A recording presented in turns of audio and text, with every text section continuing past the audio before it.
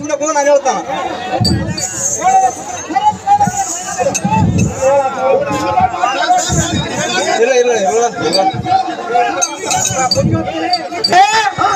ಹಾಗಾದರೆ ಮುಂದಕ್ಕೆ ಹಿಟ್ಟವರ ಕಾಲು ಹಿಂದಕ್ಕೆ ಹಿಡುವರ ಗಂಡರನ ದೊಡ್ಡ ಪ್ರಚಂಡ ಗಂಧದಲ್ಲಿ ಗಾಂಧೀವಿ ಹತ್ತಿರ ಮಧ್ಯಮ ಬಾಂಧವನನ್ನು ಈ ಪಾದದೊಳಗೆ ಕಾಲು ಕಂಡೆಯನ್ನು ಧರಿಸಿರುವನು ಪುಂಡರೀಕಾಕ್ಷನೇ. ಹಾಗಾದರೆ ನಿನ್ನ ನುಡಿಗೆ ಹೊಡಪಟ್ಟು ಈ ಖಂಡನದೊಳಗೆ ದೋಣನ ಪಾದಕ್ಕೆ ಮಂಡೆ ಎಂಬಾಗಿದರೆ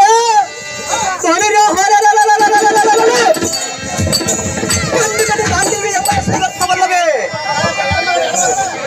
ಮಂಡಲಾಕ್ಷಣ ಬಲವೆಲ್ಲ ಹಿಂಡಿ ಬಿಡುವ ಗಾಂಧೀವಿಗೆ ಇಂಥ ಚಂಡ ಮಾತುಗಳನ್ನು ಹಾಡದಿರೋ ಕೃಷ್ಣರಾಯ ಇನ್ನು ಒಂದು ಸಾರಿ ಹೇಳಿದಿರೋ ಎನ್ನಂತ ಗಂಡ ಕಡೆಯ ಒಂದು ಇಂತಾರನೇ ಕೃಷ್ಣ.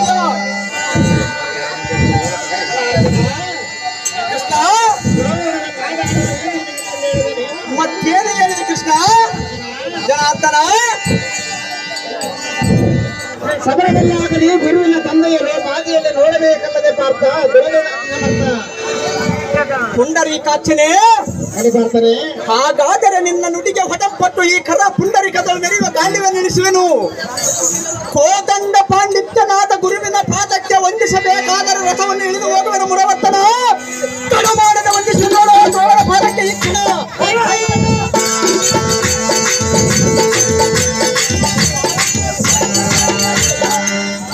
ಕುರಿತ ನಿವಾರಣಾದ ಗುರುವರ್ಯನೇ, ನಿನ್ನ ಸರೋಜ ಚರಣಗಳಿಗೆ ಹೊಂದಿಸುವೆನು. ತರುಣನ ಪರಿಯುವ ಭಾರ ನಿಮ್ಮದಲ್ಲವೇನು? ನಮ್ಮ ಐವರ ಕೀರ್ತಿ ಪ್ರಭಾವವು ನಿಮ್ಮದಲ್ಲವೇನು? ತಮ್ಮ ಮಗ ಅಶ್ವತ್ಥಾಮನಂತೆ ನಮ್ಮನ್ನು ಭಾವಿಸು. ನಿಮ್ಮ ಕೃಪಾ ಕಟಾಕ್ಷದಿಂದ ನಮ್ಮನ್ನು ರಕ್ಷಿಸು. ಜನಕನಾದ ಪಾಂಡುರಾಯನು ಬಾಲಕತ್ವದಲ್ಲಿ ಸ್ವರ್ಗಸ್ಥನಾದನು. ನಿಮ್ಮ ಆಶೀರ್ವಾದದಿಂದಲೂ ತಾತನಾದ ಕಲಿ ಭೀಷ್ಮನ ಅಂತಃಕರಣದಿಂದಲೂ ಕಾಲಾಹರಣೆ ಮಾಡಿದೆವು. ಸುಯೋಧನೊಡನೆ ಜೂತವನ್ನಾಡಿ ಬೇಸರವಿಲ್ಲದೆ ಅವನ ವಾಸವು ಮಾಡಿದೆವು. ನನ್ನ ಮಗನನ್ನು ಕೊಂದವನ ಸೈನ್ಯವನ ಶಿರವನ್ನು ಈ ತರಾತರಕ್ಕೆ ಇಳಿಸುವವರೆಗೂ ಎನ್ನ ಕೋಪ ರೋಷ ಜಾರಿಯು ಮಾತ್ರ ಶಾಂತವಾಗಲರಿಯದು. ಜಂಗ ಮಾರುತಿಗಿಂತ ಮಿಗಿಲಿನ ಪ್ರಭುತ ಬಲತ್ತನ್ನು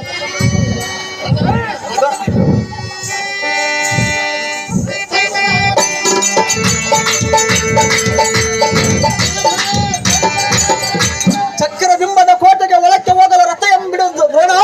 ಶಿಕ್ಷಣ ಪ್ರತಿಕ್ರಮದ ಹಂತಕರಣ ಇಡೋ ಶಿಕ್ಷಣ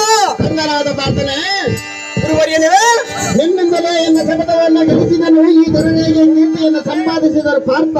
ಒಳಗಿಗೆ ಹೋಗುವ ದಾರಿಯನ್ನು ಬಿಟ್ಟಿರುವನು. ಅರ್ಜುನ ಮಾಡಬಾರದ ಕರ್ತನ ನಿನ್ನ ಇಷ್ಟದಂತಾಗಲಿ ಗುರುವರ್ಯನೇ. ಗರುಡಧ್ವಜನೇ, ಅಲ್ಲಿ ಬರ್ತಾರೆ ತಡ